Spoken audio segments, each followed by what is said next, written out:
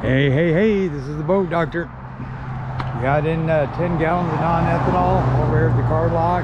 You got a 90 with the, that could be a 13 by 17 on that. Aluminum right hand. Oil drain right here. That's your pit tube right there. Always check out, make sure it's peeing out water. Sometimes if it's just spitting or not coming out, just take a paper clip and jam up in there. And then if it doesn't, then give it a little gas, womp womp, like that. If it doesn't pull this cowling off, pull the rubber hose off. If the water comes out of that, that means that's still plugged up in there. It's got 2 coats of clear, 2 coats of primer. Got stainless prop shaft, drive shaft. Got zincs on every cylinder on the block. Zinc up underneath there, zinc here, zinc everywhere. Here's the zinc, there's the zinc, yes. Anyway, let's leave the zinc thing. This is a 2023 actually, 1860, I think, John. Real nice boats, real stable, a lot of room. Those ain't mounted because we kind of wait for the customer. We pop this, just kind of lift up on it. There's his rod, and I imagine he's going to mount them later once he figures out how he's going to fish the boat. Same thing with those seats. Those indentations over there, that's a foot toe hole. So you put your toe in there, and then if a swell comes or a little wake or something like that and it hits you, your foot goes up like that and catches you from sailing over backwards. Got a fuel gauge, got a horn, got bilge pump, nav lights, all that stuff works. I'm going to set up the Garmin. I got a 90 prop on it, tiller with VTS. I'll show you all that. You got built-in fuel tanks. That's what that cap is right there. Fuel's right there. Live well's there. Storage is right there. You got a swing tongue, 2-inch ball, standard flip, chains. Good slide up adjust on the winch, so you can adjust that if you were going to use it for another boat for some reason. Chine guides, good ones actually.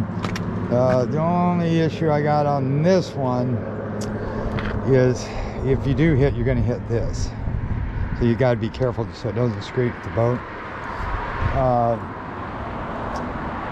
So I don't know, but you know, they normally are bent more that way so the keel hits the bottom. The 5 lug ST 175/80 R13s, nice boat, everything looks good on it.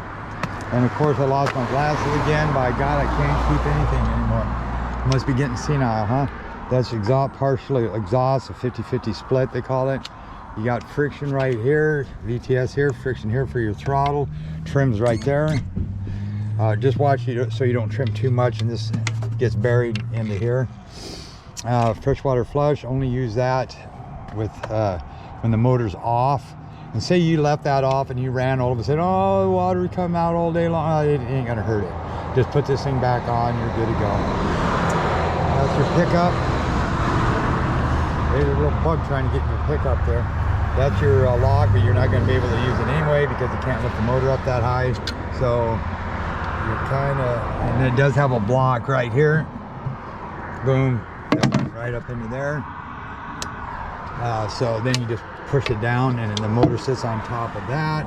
Boom, you're locked in. Don't keep pushing on the button. Once it hits, stop. Okay, oil on here, I would say halfway up the hash mark. Don't fill it all the way up. Okay, break in, it'll be almost broke in, not quite, but don't troll for about 2 hours. That's my main concern on a new motor. Vary the throttle, I'll be doing that. Maybe once you get it, maybe run it another hour, varying the throttle on the upper end. After that, just run it like you've had it, okay? And then do your, oil change, first oil change. Let the dealer do that, the first one. Other than that, you can do it yourself. The oil drain's right back there. Filters in there. You fill it from back there. And I think it's 1030 weight. I mean, hell, it's easy to do yourself. Have the dealer do the first one. And then you also got, there was something else I was going to show you on here.